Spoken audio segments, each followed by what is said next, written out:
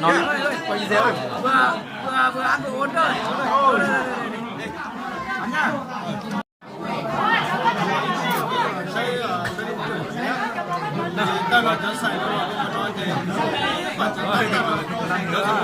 Chụp ảnh thôi mà.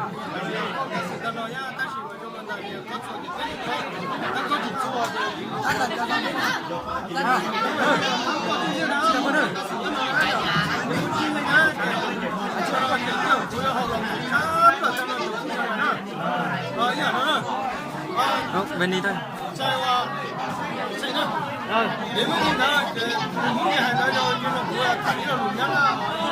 Mất cờ anh không? Nên là đúng không? Cái là siêu tài hậu nữa đi. Kêu một chết. Mà hôm nay xem chẳng bắt tay mình đi chơi rồi. Là nữa.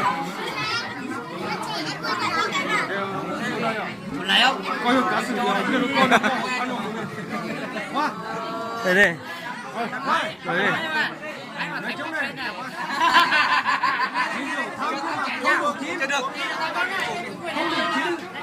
Đang đợi ai về thăm nữa đó. Anh em đang đợi ai về thăm nữa đó. Hay là gọi cô giáo chủ trẻ về uống một chén với ta đi.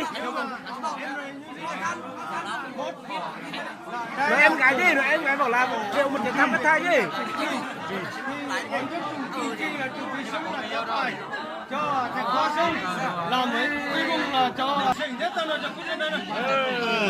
Hồng đây đó. Ai lại